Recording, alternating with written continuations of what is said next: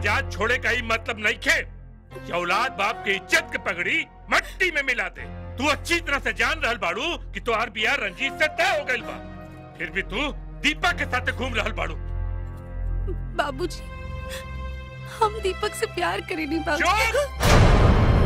प्यार मोहब्बत का बात सिर्फ सनीमा में अच्छा लगेला, निजी जिंदगी में ना एकर कौड़ी का मोल भी नहीं खे। बाबूजी, दीपक कितना अच्छा घर से बाड़े, उनका नाम खानदान इतना अच्छा बा, वो इंसान इतना अच्छा बाड़े, उनका में कमी का बा बाबूजी? कमी बा बाबूनी, कमी बा। क्यों लड़का हमनी के जात के नहीं खे ह। अगर तू दूसर जात के लड़का से शादी करबू तो सारा समाज के लोगन हमनी के उजात छाट दी। राहेदा शारदा राहेदा, एकरा के कुछो समझाए का जरूरत नहीं खे। और तू हमारे एगो बात कान खोल के सुन ला, तोहार बियाह रंजीत से होई, ई हमार फैसला बा। और कल से तोहे बाहर आए जाए का कोनो जरूरत नहीं खे। जा अपने कमरा में जा, जा। मामा जी,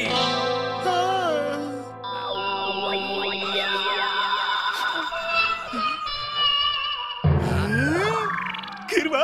हाँ खीर बा। इतना दिन से रउआ खीर खीर करत रहनी है, तो आज हम रउआ खातिर खीरे न लेके आइल बनी।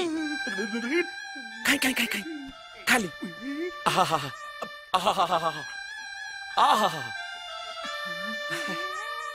वाह हसमुख वाह, ते आज हमारा दिल खुश कर देले। हनु तोरा के हमार आशीर्वाद बा। अच्छा ठीक तोरा के खूब निमन कन्या मिली। अच्छा अच्छा खाई खाई। एगो बात पूछी हसमुखवा? पूछी पूछी, खाते खाते पूछी। हाँ पूछी। का बात बा? तू आज हमरा ऊपर बड़ा मेहरबान बा। अरे मेहरबानी के कोनो बात नहीं खे, खीरवा हम फेंके जात रहनी। हाँ काहे? अरे का बताई, कुतवा ना चाट ले ले रहे। अच्छा अरे तू हमरा के कुकुर के जूठा खिला देले। मामा ई डिबुआ ना फेंकी महाराज, यही डिबुआ में ना हम मैदान जाता नहीं तो पानी लेके जाता नहीं।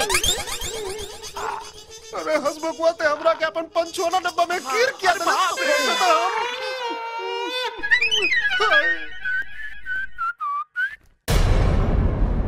ठीक से पढ़ ला, सगाई का कार्ड। आरती के साथ हमार सगाई होता। हमरा के पता तोरा के तकलीफ हुई, लेकिन फिर भी दिल पे पत्थर रख के आ जाइए। तकलीफ हमरा ना, तकलीफ तोहरा होई। काहे की सगाई करबा तू और सुहाग रात बनाई हम। अब गुस्सा बता, बहुत गाली देव के मन करता। गरिया वाला अच्छा मारे के मन करता।